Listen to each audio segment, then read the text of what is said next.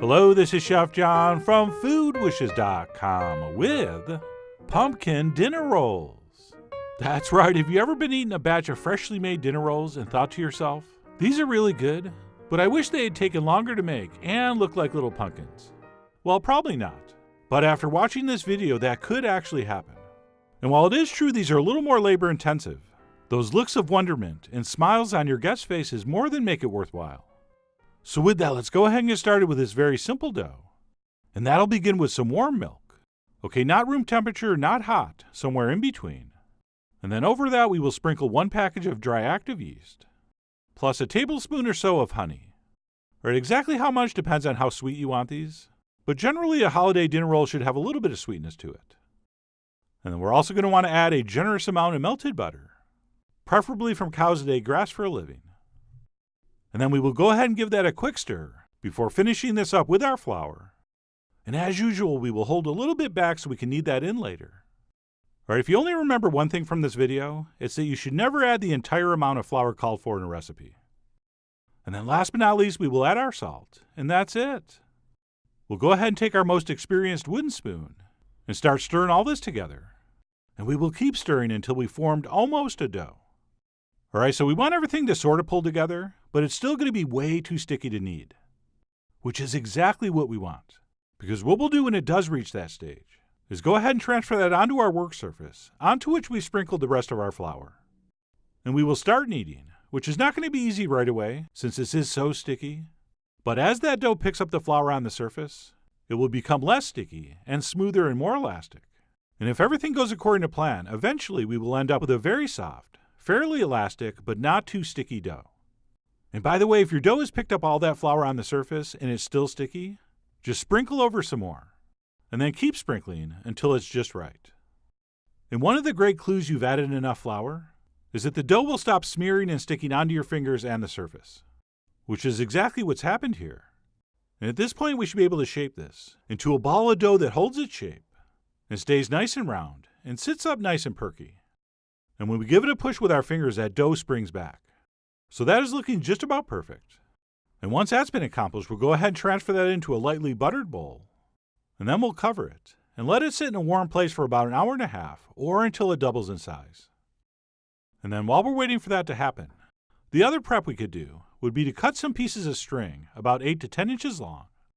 And we're going to need 4 per roll. And once those are cut, we'll transfer them into a bowl and toss them in a little bit of vegetable oil. And we just need enough to coat. And I have no idea why I poured so much in. All right, because if you're tossing these and the oil is flying out of the bowl, you added too much. But anyway, we'll go ahead and coat our pieces of kitchen string in some oil, at which point we'll simply set those aside until we're ready to bind our balls of dough. And then assuming our dough's risen, we can go ahead and proceed to the next step. And by the way, I forgot to mention I did butter the foil to cover this with, just to prevent sticking. But anyway, what we'll do is go ahead and deflate our dough, and then transfer it to our table and sort of press it down into some kind of uniform shape. And thanks to this dough having so much butter in it, we probably don't have to flour the surface, but if for whatever reason yours is sticking, go ahead. And then once this was pressed down, I went ahead and split it in half. Since this recipe is going to make 12 portions, but to make the filming a little easier, I'm only going to do 6. And I actually saved that other half for some Danish experiments.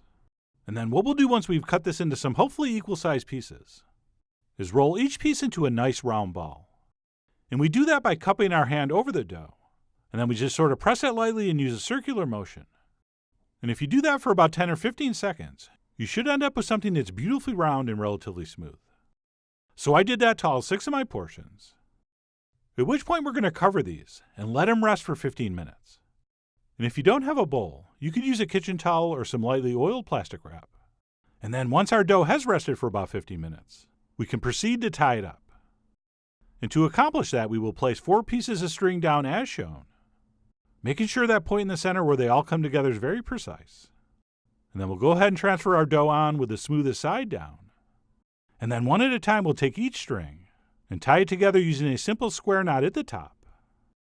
And while we do want it fairly snug against the dough, we don't want to do it too tight where it's actually cutting into the dough. And then once we've made that knot at the top, we'll go ahead and snip off the excess.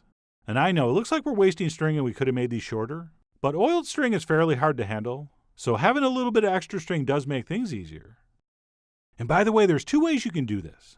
The slow but easy way, which is what we're using here, or the fast hard way, where you take one piece of string and you wrap that around making one knot at the top. But I really do think this method, even though it takes a little longer, looks a lot better once they're baked. But anyway, I'll explain more about that in the blog post, and it's really up to you to decide how to tie these. I mean, you are, after all, the Mata Hari of your dinner roll shibari. And once you get the swing of things, this really does not take that long. Oh, and one word of warning.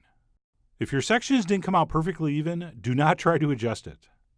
Okay, it's human nature to want to grab that string and try to move it over, but that will not work. So as you're tying these, try to get them as equally spaced as you can. And as we finish these, we'll go ahead and transfer those onto a Silpat line baking sheet with the knot side down. Okay, very important, knot side down. All right, so I went ahead and did that to all 6 of mine, which really only took me about 10 minutes. It just seemed like much longer. And then what we'll do once all our dough balls have been bound and panned is simply let them sit in a warm spot for about 30 minutes or so, which is when all the magic happens. Because what's going to happen as these sit and that dough expands is that thanks to our perfectly positioned strings, we're going to end up with what we call in the business cleavage. Check it out. And of course, once these are baked, that's going to give them their beautiful little pumpkin look. And then to finish these off, we're going to do 2 things, both optional. One would be to sift a little bit of flour over the top to sort of give them that dusty dinner roll look I like. And also, if we want, we could take a little bit of extra dough and sort of roughly form it into these little stem-like shapes. And by the way, I've seen versions of this where for the stem people will use things like pecans or some pumpkin seeds. But personally, I think the dough looks better. And these really do only take a few seconds to shape. And that's it. Once all that's set, these are ready to transfer into the center of a 375-degree oven for about 25 minutes or until lightly browned and looking like the most adorable thing you've ever seen. Oh yeah, the cuteness factor here is off the charts. And then to finish these, what we'll have to do is remove the string, but we have to let them cool before you do that. All right, not all the way, but wait till they're at least warm. Otherwise, you'll probably crush them. And once they have cooled down, what we'll do is take our scissors and cut through all 4 pieces of string at the top, at which point we will carefully peel down and remove those strings. And yes, I did practice on the first 5 before filming this last one. And what I learned is make sure you pull down all the way as far as you can go before flipping it over and then pulling out that knot. All right, so go slow and be careful. But because we oiled that string first, it really does come out pretty easily. And that's it. Once the strings are gone, we'll go ahead and cut a little hole in the top, into which we will place our stems. And it was right here that I made my biggest mistake. Because what I realized later is that the stem is the thickest where it attaches to the pumpkin, and then it tapers off. So technically, I am putting these in upside down. But anyway, I'm probably overthinking that. And as I transfer those onto a rosemary lined platter, I really did think they looked great. And trust me, so will your guests. And of course, as I always like to remind folks when we do something like this, it does not matter how pretty or cool something looks if it doesn't also taste amazing. And thanks to a fairly classic dinner roll dough, these really did. All right, these are very light and buttery with just a hint of sweetness, and would pair perfectly with any of your holiday menus.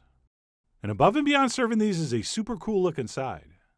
We could actually slice these open and use them for a seasonal slider, like maybe a citrus-infused pork and fennel sausage, or maybe a little dried cranberry studded turkey burger. That would be cool. Oh, and in related news, I may have just coined the term seasonal slider. But anyway, whether you use these to make gorgeous little sandwiches, or just as a good old-fashioned delicious to eat and gorgeous to look at dinner roll, either way, I really do hope you give these a try soon. So head over to foodwishes.com for all the ingredient amounts and more info as usual. And as always, enjoy.